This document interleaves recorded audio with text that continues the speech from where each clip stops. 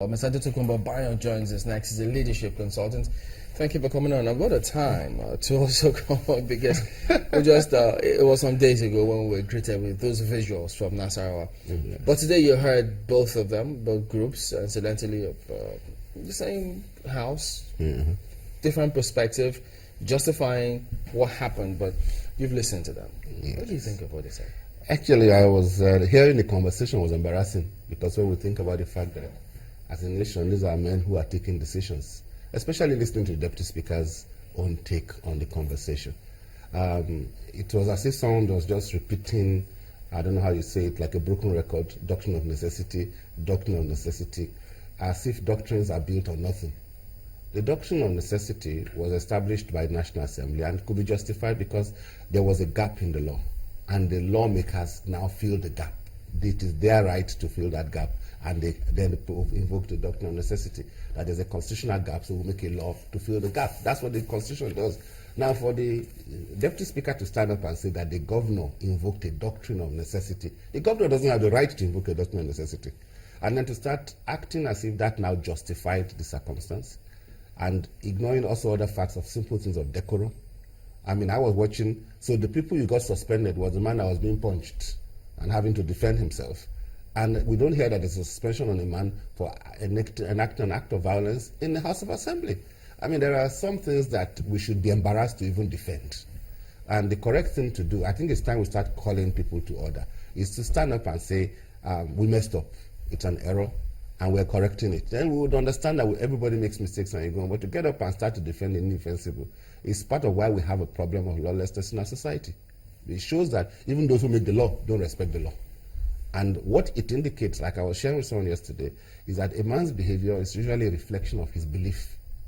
It means that you have men there who hold offices but actually don't believe in the principles that are supposed to sustain their office. And that's part of why we have a lot of problems in Nigeria. We have a lot of men who are holding offices. These offices are supposed to be democratic. They're supposed to drive certain things. But in reality, they're not Democrats at heart.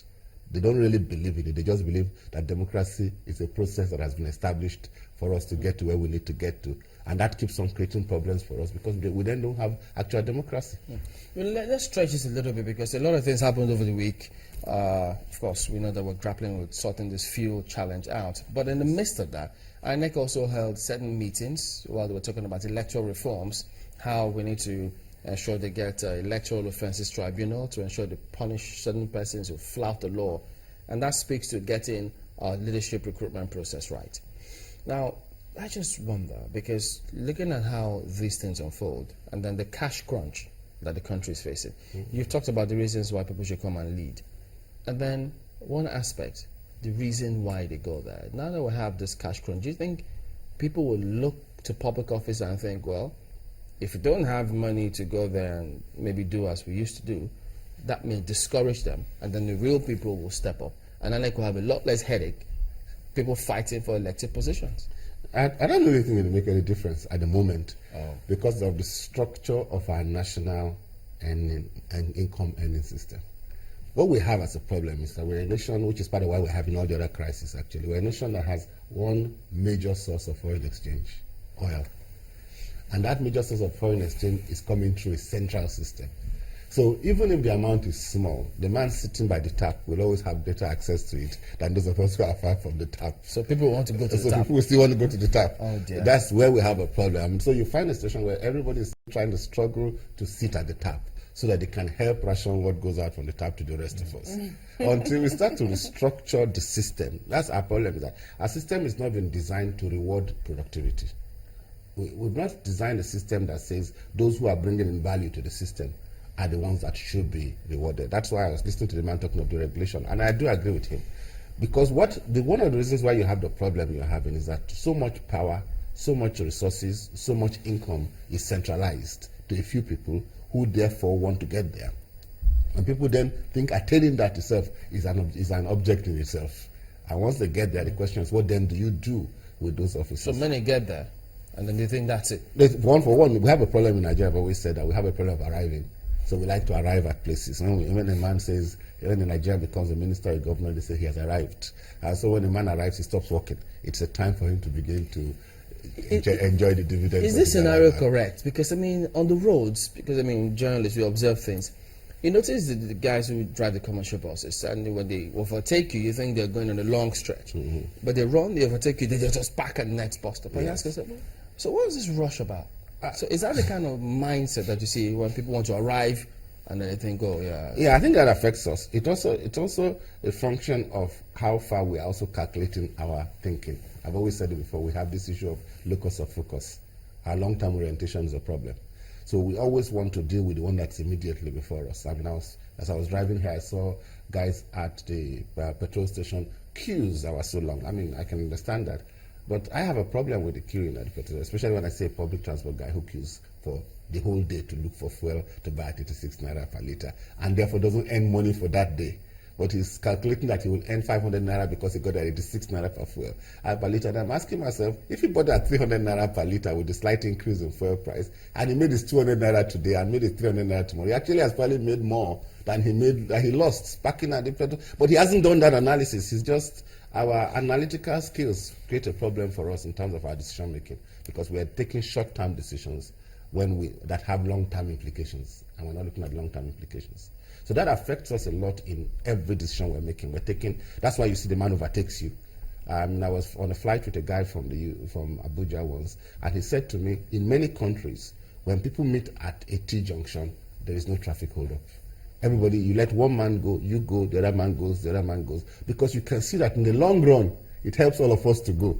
But in Lagos or in Abuja or everywhere in Nigeria, when we meet at a T-junction, all of us want to go because we think if I can just get that small advantage, it ends up, and the result is that we all get a gridlock and we're there for 5 hours. Is that what's happening in the Nasarawa assembly? Because I asked the first man there if there wasn't a better way to bring forth his observation on issues like that. Because if you look at what has transpired, it makes nonsense when children watch television in the daytime and they get to see such from grown-ups. Yes.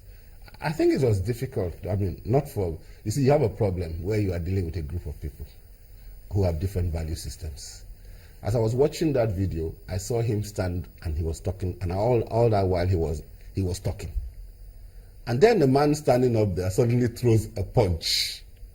At that point, the man has escalated a crisis, which is difficult to handle.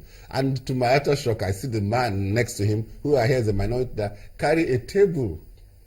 I want to throw it on somebody's head. And I'm just imagining what would have happened if he had actually connected. And he didn't drop that table. He actually followed him with the table up the steps. And then I saw the other one carry the mace. I started running, and I'm wondering, what manner of men are these whom we have given some form of leadership position in our country? So it's difficult to blame the man, because I know sometimes we like to balance, but the man who was only talking and the man who was throwing punches are doing two different things. And the man who is talking, in my view, has a right to defend himself. Ironically, he couldn't in that situation. He did the next best thing, which is run in the circumstance. And the question is, the overall process they have there was flawed. And there are certain rules of decorum that should not even be allowed. I mean, I remember, for example, even on campus, I used to be in the assembly of the Students' Union. There are certain things you are not allowed to do. You insult your colleague, you get suspended. It's not a question of whether you are the right side or the wrong side. There ought to be decorum procedures in every assembly. Somebody throws a punch. In every assembly, yes. In fact, what are we talking about? In the university, as a student, you threw a punch. Whoever threw the punch first is suspended. That's a university situation. What makes these guys think that they have now become so that they are permitted to be thugs in National Assembly or House of Assembly? Which is what, part of the conversation we had as a team. I think we talked about consequences for actions. In this sort of situation, for instance, you ask, if there were consequences, as I believe there should be consequences, who's going to enforce it? Well, that's part of our problem. But at least if we started by asking for consequences, then we can at least know that. You see, I said it once before here, that one of the things that made me like the American Declaration of Independence was that they established their aspirations even when they were not at that level. They started by saying in 1776, we hold this truth to be self-evident, that all men were created equal by God. At that time, they had slaves. At that time, women didn't have the right to vote. But what they did was they established an aspiration. What we need to start doing in Nigeria as a whole is to start announcing our aspirations. We have an aspiration for decorum in public service. That aspiration becomes an order of the day. It may not be maintained now, but at least we start by saying it. Wouldn't that be helped by maybe, because I mean, you also talked about it previously, in other climes, you see politicians, elected officials, they're cautious about the electorate. Yes. Because if you take one wrong step, you could be out of the door. That doesn't seem to be happening yet. Well, you've got to recognize that our electorate, to a large extent, is not as educated and as literate as that. Many people have not seen what you've seen on television. And actually, many people right on the streets there are doing this thing. I've seen grown, educated men come out of cars in the street, Benzes and Jeeps, and start throwing punches. And I just look at them and I take a step back. So to them, they have not been that taught about these processes and etiquette. We don't teach etiquettes in schools, even in Nigeria. Those days, teach civics. We don't teach etiquette, we don't teach behavior. But we try and enforce them. In the days of boarding houses, you got them a little bit more enforced. Nowadays, students come in and go and nothing gets enforced. Things are very tough right now, and I'd like you to talk to, how you think leaders can manage the situation. It could be state governments, it could be local government leaders. What would you say they should be doing right now? I think the number one thing that our leaders are not doing is communicating. They need to be talking to the people. They need to say to us, we're not idiots. We know that things are tough. Everybody knows that the oil price has dropped. Everybody knows that there are certain income situations. But tell us, number one, that it's true. Number two, tell us the dreams of what we can become. And number three, tell us the plans you have, whether they work or not. I told someone the other day that the New Deal, Roosevelt's New Deal, economists have said it was not the best economic policy. But he announced a New Deal. And then he started his chats by the fireside. 9 o'clock every evening, Roosevelt talked to the nation. Our leaders need to start to talk to the people, encourage them. My daughter said something to me, said, Daddy, as you go on television today, encourage the nation. People are feeling sad, people are feeling bad. That's the same thing. Our leaders have that responsibility. Encouraging people, yeah, times are tough, but in the tough situations, we have plans, and in these plans we'll work by this time, and this is what we hope to be. Even if we get to those time, 2 years' time, when the plans have not worked, you've encouraged us, and it's our encouragement that, in fact, is more important than even the procedures and the programs you put in place. Thank you very much indeed, Mr. Tokunbo Obayan, a leadership consultant. Well, that's the show today, and thank you for watching. I'm Chamberlain Osal. Oh, we sincerely hope that you've been encouraged and that you would try and keep your head even if other people are losing theirs around you. Thank you for watching. I'm Maokbe Ogun. Many thanks. I'm Sulaiman. See you again.